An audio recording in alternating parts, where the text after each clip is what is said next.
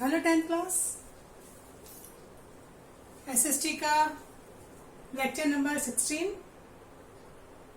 पिछले लेक्चर तक में हमने जो सरकार में शासन के जो 3 अंग हैं उसमें व्यवस्थापिका के बारे में पढ़ा था। व्यवस्थापिका जिसका मुख्य कार्य क्या होता है, कानून निर्माण करना, विधि निर्माण करना। और उस व्यवस्थापिका में जो संसद आती है, संसद का निर्माण कैसे हुआ, राष्ट्रपति और 2 जो सदन है, लोकसभा राज्यसभा, उसके बारे में अपन ने पूरा पढ़ा था। उनकी शक्तियों के बारे में, पहले तो संसद की शक्तियां कॉमन मिला करके और फिर दोनों की अलग अलग शक्तियों को पढ़ा। अब हम आ रहे हैं इसके शासन के दूसरे अंग में, कार्यपालिका। ठीक है, ये अपना सेकंड अंग माना जाएगा इसका शासन का। कार्यपालिका मतलब व्यवस्थापिका जो कानून बनाती है, जो विधि निर्माण करती है, उस कार्य को करने वाले जो लोग हैं वो कार्यपालिका कहलाते हैं। अब कार्यपालिका में जो पहला नाम आता है वो आता है राष्ट्रपति। राष्ट्रपति जो है बच्चों अपने संविधान में संवैधानिक प्रमुख माना गया है। मतलब संविधान में सबसे ऊंचा पद जिसको दिया गया है वो राष्ट्रपति को दिया गया है। ठीक है, और राष्ट्रपति जो है ये कार्यपालिका के प्रधान माने जाते हैं। मतलब कार्यपालिका जो कार्य कर रही है उसका प्रधान भी किसको कहा गया, राष्ट्रपति को कहा गया। ये अपना अगर परिचय देखते हैं तो राष्ट्रपति को देश का प्रथम नागरिक कहा गया है। और आर्टिकल यानी अनुच्छेद जो है संविधान के 52-53 में ये बताया गया है कि अपने संविधान में एक राष्ट्रपति का पद है, उसमें एक राष्ट्रपति का पद बताया गया। और ये राष्ट्रपति जो है इसमें अपने देश की जो कार्यपालिका, संवैधानिक प्रमुख तो है ही, मतलब संविधान में सबसे प्रमुख माना गया है। और संघ की मतलब कार्य अपनी जो कार्यपालिका है उसका प्रधान भी किसको कहा गया है, राष्ट्रपति। मतलब इसमें इसकी कार्यपालिका शक्ति निहित है। तो या तो स्वयं इसका उपयोग कर सकता है या इसके जो पदाधिकारी हैं, कार्य करने वाले, उनके जरिए भी वो कार्य को करा सकता है। और ये तीनों सेनाओं का आपको पता है, 3 सेनाएं हैं अपने यहाँ पर, जल, थल, नभ सेना, तीनों। इन सेनाओं का सेनापति भी, सेना नायक भी किसको कहा गया है, राष्ट्रपति को कहा गया है।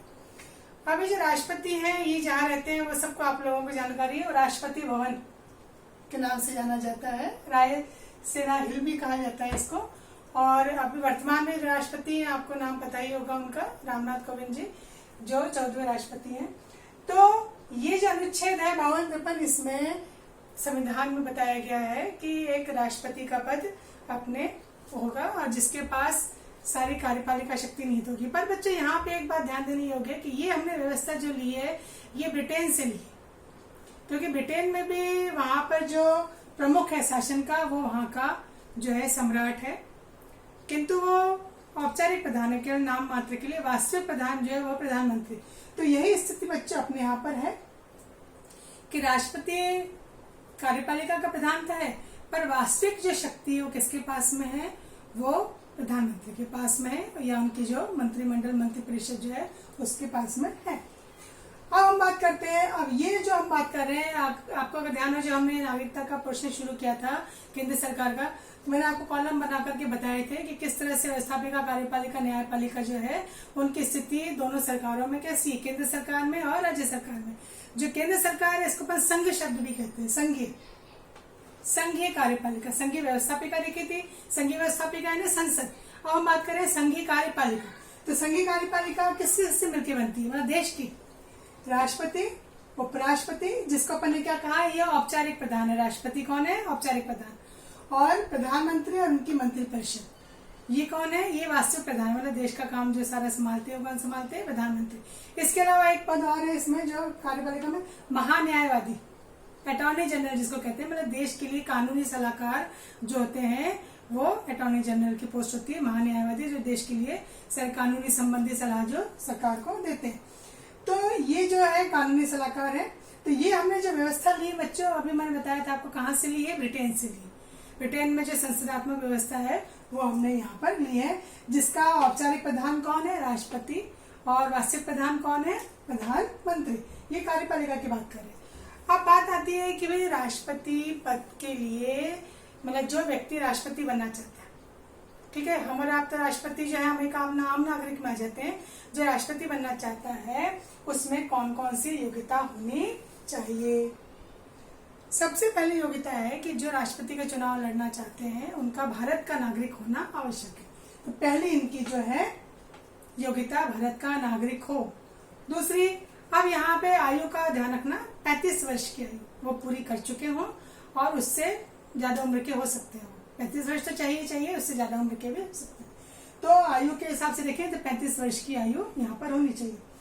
फिर आपको ध्यान है, पहले भी हमने जब बात की थी तो राष्ट्रपति के लिए लोकसभा का, उसके जो सदस्य के लिए जो योग्यता होनी है वो होना आवश्यक है। लोकसभा का सदस्य निर्वाचित होने की योग्यता इनमें होनी चाहिए। उम्र को छोड़ दिया अपन, क्योंकि ध्यान है लोकसभा में 25 वर्ष की उम्र थी उसमें, उम्र को छोड़ दिया तो बाकी सभी योग्यता जो है लोकसभा सदस्य बनने के लिए चाहिए, वो योग्यता राष्ट्रपति पद के उम्मीदवार में भी होनी आवश्यक है। फिर अगली बात आती है कि जो राष्ट्रपति बनना चाहता है वो किसी लाभ के पद पर ना हो, न केंद्र सरकार में, न राज्य सरकार में, न स्थानीय सरकार में, मतलब कहीं पर भी वो किसी लाभ के पद पर ना हो। मतलब कोई ऐसा पद नहीं हो जहां से वो अपने पद का फायदा उठा सकता हो या उस पद के फायदे से वो अपने लिए कोई फायदेमंद चीज कर सकता हो। अब यहाँ पे बच्चे थोड़ा सा ध्यान देने की बात है कि यहाँ पे मैंने 4 बात लिखी है, ठीक है, लाभ से संबंधित। हमने अभी बात की ना कि लाभ के पद पर ना हो, किंतु कुछ पद ऐसे हैं जिनको लाभ का पद नहीं कहा जाता, मतलब उस पद के व्यक्ति भी चुनाव लड़ सकते हैं। बाकी के पद के अगर हैं तो उनको अपना पद छोड़ना पड़ेगा अगर वो किसी लाभ के पद पर है। अच्छा, बाकी ये होता है कि ये चाह रहे अपनी मर्जी से छोड़ना चाहें, इस्तीफा देकर के चुनाव लड़ना चाहें, वो अलग बात है, पर अगर वो पद पे है तो उनके लिए ये पद लाभ का पद नहीं माना जाएगा। जैसे राष्ट्रपति, जो राष्ट्रपति के पद पे वो राष्ट्रपति के चुनाव लड़ सकते हैं। उपराष्ट्रपति, ठीक है, किसी भी राज्य के राज्यपाल और कोई भी केंद्र के या राज्य के मंत्री। कितने लोग? 4 पद ऐसे हो गए जो लाभ के पद नहीं होते। एक राष्ट्रपति का पद, एक उपराष्ट्रपति का पद, ठीक है, एक राज्यपाल का पद और चौथा कोई भी मंत्री, राज्य के केंद्र के कोई मंत्री, इनका पद लाभ का पद नहीं माना जाता। और बाकी किसी पद पर अगर है तो लाभ का पद माना जाएगा, तो उन्हें वो पद क्या करना पड़ेगा? छोड़ना पड़ेगा, तभी वो राष्ट्रपति का चुनाव लड़ सकते हैं। फिर इसके अलावा उसको भारतीय संसद में राज्य विधानमंडल का इसका भी सदस्य होना आवश्यक है। तो ये हो गई वो योग्यताएं जो एक राष्ट्रपति पद के उम्मीदवार में होनी चाहिए। फिर हम बात करते हैं कि राष्ट्रपति के निर्वाचन की क्या स्थिति है, क्या प्रक्रिया है। तो बच्चों, राष्ट्रपति का निर्वाचन हम और आप नहीं करते, तो कौन करता है? क्योंकि हम और आप से तात्पर्य है कि जो मतदान कर सकते हैं, तो वो मतदान वयस्क मताधिकार में आता है। तो वो जो हम मतदान करते हैं, जैसे हम प्रधानमंत्री लोकसभा के चुनाव में, विधानसभा के चुनाव में, स्थानीय सरकार के चुनाव में जो हम वोट देने जाते हैं, वो प्रत्यक्ष वोट हो जाता है, मतलब हम सीधे सीधे कैंडिडेट को वोट दे रहे हैं। यहाँ पर हमने जिनको चुना है वो चुने हुए लोग राष्ट्रपति का निर्वाचन करते हैं। तो यहाँ पर पहली बात आ जाती है अप्रत्यक्ष निर्वाचन, मतलब डायरेक्ट नहीं, हम जिनको चुन चुके हैं वो चुने हुए लोग वहां पर निर्वाचन करेंगे।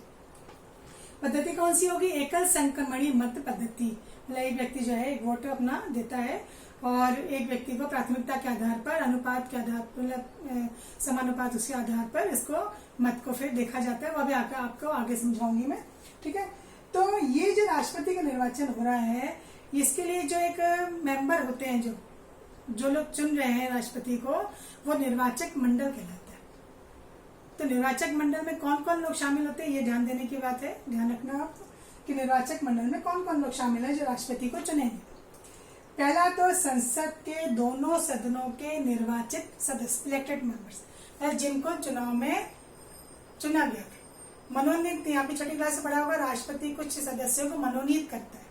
हम कहाँ की बात कर रहे हैं? संसद के दोनों सदन, दोनों सदन है लोकसभा और राज्यसभा, ठीक है, यहाँ के निर्वाचित सदस्य। तो अगर अपन बात करते हैं कि 545 लोकसभा में, तो लोकसभा में 2 सदस्य जो है वो मनोनीत होते हैं राष्ट्रपति द्वारा, तो वो निर्वाचन में भाग नहीं लेंगे। तो कितने बचे? 543। ऐसे विधानसभा में कितने?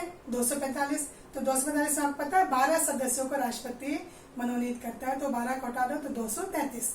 तो 543 और 233 ये मिलकर के दोनों सदनों के निर्वाचित सदस्य जो है वो राष्ट्रपति के चुनाव में भाग लेते हैं। सेकेंड कैटेगरी, राज्य की विधानसभाओं में, राज्य में जो विधानसभाएं होती हैं और संघीय क्षेत्र की विधानसभाओं में जो वहां के निर्वाचित सदस्य हैं वो भी राष्ट्रपति के चुनाव में भाग लेते हैं। तो क्या क्या हो गया, एक तो हो गया ग्रुप किसका, संसद के दोनों सदनों के निर्वाचित सदस्य, लोकसभा राज्यसभा के। दूसरा राज्यों के जो विधानसभाएं हैं, ठीक है, संघीय क्षेत्र की मतलब केंद्र शासित प्रदेशों की विधानसभाएं जो है वहाँ दिल्ली जैसे पांडिचेरी यहाँ की विधानसभाओं के निर्वाचित सदस्य ये राष्ट्रपति का निर्वाचन करते हैं। तो ये जो सदस्य हैं उसका निर्वाचन करते हैं कितने वर्षों के लिए बच्चों, 5 वर्षों के लिए। मतलब कार्यकाल कितना होगा राष्ट्रपति का, 5 वर्ष का। 5 वर्ष के लिए राष्ट्रपति को चुनते।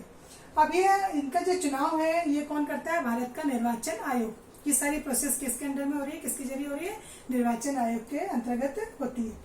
अब इसकी जो प्रक्रिया है निर्वाचन की वो होती है एकल संक्रमणी मत पद्धति से आनुपातिक प्रतिनिधित्व प्रणाली के अंतर्गत, जिसमें एक न्यूनतम कोटा निकाला जाता है, कुछ शर्तें होती हैं, उस न्यूनतम कोटा के आधार पर राष्ट्रपति को चुना जाता है। इसमें प्राथमिकता का सिद्धांत अभी बताऊंगी आपको कैसे होता है।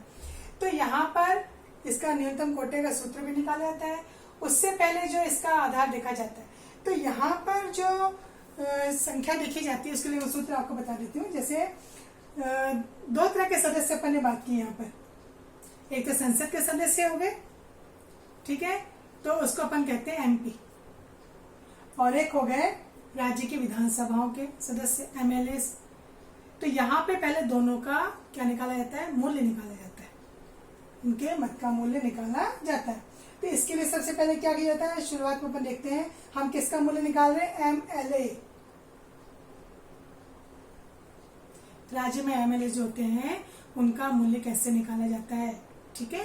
तो पहले क्या देखा जाता है, राज्य की जनसंख्या। देखो राज्य तो बहुत सारे हैं, तो पर्टिकुलर किसी राज्य की जनसंख्या का अपन एक निकालते हैं, तो उस राज्य की पहले कुल जनसंख्या। अब यहाँ ध्यान रखना होगा बच्चों, जनसंख्या तो घटती बढ़ती रहती है और जनगणना में भी हर बार जो है वृद्धि हो जाती है। तो इसके लिए इन्होंने जो है सूत्र निकाला था, उसमें 1971 की जनसंख्या को आधार माना गया, 71 की जो जनसंख्या उसको आधार मानते हुए, और ये रहेगा आधार कब तक, 2026 तक। उसके बाद फिर नई जो प्रक्रिया होगी वो चेंज की जाएगी। अभी फिलहाल 1971 के समय से इसको मापा जाता है कि उतनी जनसंख्या जो उस समय थी, अब तो काफी बढ़ चुकी है जनसंख्या राज्यों की, पर उस समय जितनी थी उसके आधार पे वोट का मूल्य निकाला जाता है। तो उस राज्य की, किसी भी राज्य की, जितने राज्य हैं अपने, हर राज्य की जो है कुल जनसंख्या बटा वहां के एमएलए जो कितने हैं। अगर अपन जैसे राजस्थान की बात करते हैं, राजस्थान में कितनी एमएलए की सीट है, 200। तो उनको फिर यहाँ पे इनको 1000 से जो है यहाँ पर भाग दे करके गुणा करके और फिर इनका मूल्य जो है वो निकाला जाता है। फिर जब ये एमएलए का मूल्य निकल गया तब सेकंड नंबर की प्रोसेस क्या होगी, अब एमपी का मूल्य निकाला जाएगा। तो अब यहाँ पे क्या हो जाएगा कि यहाँ पर जो सेकंड प्रक्रिया होगी कि जितना भी अभी हमने एमएलए का मूल्य निकाला पूरे देश का, पूरे देश में जितने भी राज्य हैं उन सबका जो एमएलए का मूल्य निकाला उसको अपन अब रखेंगे ऊपर कुल विधायकों के मत का जो मूल्य वो, और नीचे जो है यहाँ पर इनकी जो एमपीज की संख्या, जैसे अपन यहाँ पे पहले एमएलए की संख्या देखी थी ना, अब यहाँ पे एमपीज की संख्या मतलब ये वाली दोनों सदनों के एमपी, लोकसभा राज्यसभा के, तो दोनों के मिलाकर मतलब 543 और 263 यहाँ पे निर्वाचित की बात हो रही है। तो कितने जाते हैं, 576। इनका कुल मूल्य निकाल करके इसका भाग दे करके फिर जो मूल्य निकलता है वो एमपीज का मूल्य होता है। तो इसके आधार पर फिर क्या होता है, वोटों का मूल्य निकाला जाता है, न्यूनतम कोटा। अब न्यूनतम कोटे का सूत्र क्या हो गया, अब जितने भी ये वोट पड़े वो वैध मत थे, मतलब लीगली जो वोट पड़े, तो वैध मतों की संख्या, तीसरा अपन कैटेगरी देख रहे हैं। पहले तो अपन ने क्या किया था, एमएलए का निकाला मूल्य, तो पहले टोटल जनसंख्या राज्य की, उसके नीचे एमएलए की संख्या, ठीक है, उनको आपस में कर दिया अपन। फिर यहाँ पे अपन एमपीज का निकाला, तो हम जो एमएलए की निकाल चुके थे, उसके बाद एमपीज जो जितने संख्या है उनको आपस में हमने यहाँ पर भाग दे करके और इसको मूल्य निकाल लिया।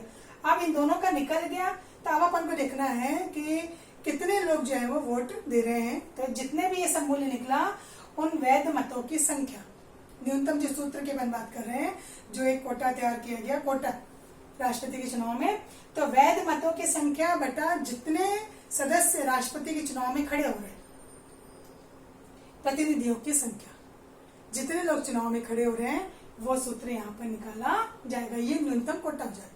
तो जब राष्ट्रपति के लिए लोग उम्मीदवार बनते हैं, 2 लोग भी हो सकते हैं, 4 भी हो सकते हैं, 10 भी हो सकते हैं, वो कितने लोग हैं राष्ट्रपति बनने के इच्छुक वो देखा जाएगा, ठीक है। अब एक आम नागरिक तो बन नहीं सकता क्योंकि उसको जानने वाले लोग चाहिए। तो यहाँ पर अपन बात करते हैं कि जो राष्ट्रपति के चुनाव में खड़ा होता है उसके नाम को 50 लोग प्रस्तावक हों, मतलब वो कह रहे हैं कि हाँ हमने प्रस्ताव इनके लिए रखा है, ये हमको उचित लगते हैं जो चुनाव में खड़े हो रहे हैं, चाहे वो 5 लोग हों, चाहे 7 लोग हों, चाहे 10 लोग हों। तो इन 50 लोगों की जो है अनुमति आवश्यक है। मतलब 50 लोग हम ही भर रहे हैं कि हाँ हम इनको जानते हैं और हम इनका प्रस्ताव मतलब इनके लिए दे रहे हैं कि हाँ ये चुनाव में खड़े होंगे। और फिर 50 लोग इस बात की हामी भरते हैं कि हाँ इन्होंने जो 50 लोगों ने बात की है उसको हम सही मानते हैं। तो ऐसे 50 लोग जो मिलकर के और जब ये बात कर लेते हैं तब जाकर के क्या होता है, फिर एक ऐसा प्रारूप जो है इस तरह से तैयार होता है, एक मत पत्र जो हर इन लोग कैंडिडेट जो थे इस तरह के जो उन्होंने अपना मत दिया उनको भरना पड़ता है। इसमें क्या होता है बच्चों, एक इस तरह से जैसे मत पत्र है और जितने कैंडिडेट होते हैं चुनाव में खड़े हुए हैं जो राष्ट्रपति के चुनाव में उनके नाम होते हैं। अपन यहाँ नाम तो नहीं लिख रहे, अपन इनको कैसे मार्क कर दिया, ABCD से कर दिया, ठीक है, कि ए नंबर में या अपन नाम भी दे सकते हैं, ठीक है, वो अपनी मर्जी से अपन समझने के लिए कर सकते हैं। तो हमने देखा जैसे ABCD, अब 4 लोग हैं तो उतनी ही क्रम होंगे। अगर 10 लोगों के नाम है तो 10 गिनती आएगी, 5 लोगों के नाम है तो 5 गिनती आएगी। तो यहाँ पे 4 ये हैं तो 4 ही यहाँ पर कैटेगरी होगी। मतलब जो भी ये लोग वोट देंगे ये कैटेगरी में देंगे, मतलब ये 4 अपनी संख्या बताएंगे कि हम पहले नंबर पे किसको मानते हैं, दूसरा नंबर हम किसको पसंद करते हैं, तीसरे नंबर पे हम किसको पसंद करते हैं और चौथे नंबर पे हम किसको पसंद करते हैं। तो जैसे मान लो ये कैंडिडेट है जो मत देगा, उसने कहा भाई पहले नंबर पे तो मैं A को देता हूं, दूसरा नंबर मेरा D है, तीसरा नंबर मेरा C है और चौथा नंबर जो है वो B है। उसने अपनी पसंद बता दी, रुचि बता दी कि मैं इसको पसंद करता हूं। अब ऐसे में अगर पहली बार में ही, अब जितने हैं ना उससे आधे से ज्यादा होना चाहिए, ठीक है। तो जैसे मान लो अपन कहते हैं 50% है तो 50 में से जैसे अपन कहते हैं 25 है तो 25 से 26, मतलब आधे से एक ज्यादा यहाँ पर जिसको वोट मिल जाते हैं। तो मान लो पहली बार में इसको A को वो वोट मिल गए तो पहली बार में फर्स्ट अटेम्प्ट में ही वो विजयी घोषित हो जाएगा। पर किसी कारण से किसी भी कैंडिडेट को उतने वोट नहीं मिले जितने आधे से ज्यादा चाहिए, तो इसमें क्या होगा, काउंटिंग होगी और जिसको सबसे कम वोट मिले उसको कैटेगरी से हटा दिया जाएगा और उसके वोट जो है उसके आधार पर देखा जाएगा कि उसको जो वोट मिले हैं, ठीक है, उसमें कहीं किसी ने सेकंड में किसको पसंद किया, थर्ड में किसको पसंद किया, तो उनके वोट उसके आधार पे दूसरों को चले जाएंगे। तो इस तरह से क्रम होता जाएगा। फिर 3 बचते हैं, 3 में जिसको कम आए उसको हटा दिया जाएगा लिस्ट में से, ठीक है। फिर उसके वोट जो है वो बांट दिए जाएंगे कि भाई उसको जानने वालों ने जो है किसको सेकंड नंबर दिया, किसको थर्ड नंबर दिया। इस तरह से जो है काउंट करते करते फिर लास्ट में जिसको या तो पहली बार में हो सकता है, पहले दूसरी बार में ज्यादा वोट मिल जाए किसी को तो कोई दिक्कत की बात ही नहीं होती है। तो ये प्रोसेस जो है वो चलती रहती है, ठीक है। तो इस तरह से यहाँ पर लिखा जाता है। तो अभी तो फिलहाल तो यही है। और फिर हम बात करते हैं कि भाई राष्ट्रपति को शपथ कौन दिलाता है, क्योंकि अभी तक तो अपन ने देखा था राष्ट्रपति महोदय सबको शपथ दिलाते हैं। इनको खुद को शपथ कौन दिलाता है, इनको शपथ दिलाते हैं CJI, मतलब चीफ जस्टिस ऑफ इंडिया, मतलब सुप्रीम कोर्ट के उच्चतम न्यायालय के जो न्यायाधीश होते हैं, उच्च न्यायाधीश, वो इनको शपथ दिलाते हैं, ठीक है। और राष्ट्रपति का जो वेतन है वो लगभग 5 लाख के बराबर होता है महीने का, और इनको जो बाकी जो वेतन भत्ते मिलते हैं वो सब मिलते हैं। तो फिलहाल तो मैं अभी इतना ही बता रही हूँ। और एक बात और है कि अगर ये राष्ट्रपति के चुनाव से संबंधित कभी कोई विवाद हो जाए, किसी को लगे कि नहीं ये विवाद है क्योंकि सही तरीके से चुनाव नहीं हुए हैं, कोई उनको लगता है कुछ कमी रह गई है, तो सारे विवाद कहाँ पर सुलझाए जाएंगे, उच्चतम न्यायालय में सुलझाए। तो कल बच्चों पर निर्वाचन की एक बार मैं फिर से और समझाऊंगी आपको अगले लेक्चर में, या भाई एक साथ समझानेंगे तो आपको थोड़ा समझ में नहीं आएगा। तो कल अपन ये वाली प्रक्रिया फिर से देखेंगे अगले लेक्चर में, प्लस महाभियोग की प्रक्रिया में राष्ट्रपति को अगर पद से हटाना है तो क्या प्रक्रिया होगी वो हम पूरा कल अलग से देखेंगे। तो आज के लिए अपना इतना ही, इतना मेरे ख्याल से समझ में आ गया होगा। कल अपन फिर से देखेंगे निर्वाचन की वाली प्रक्रिया। अभी तो मैंने शॉर्ट में बताया है, कल अपन पूरा इसका डिटेल देखेंगे और इसको अपन करना। और बाकी मैं आपको बता ही दूंगी कि क्वेश्चन आंसर में आपको क्या करना है। तो इसको एक बार आप बच्चों ध्यान से देख लो, समझ में आ गया होगा।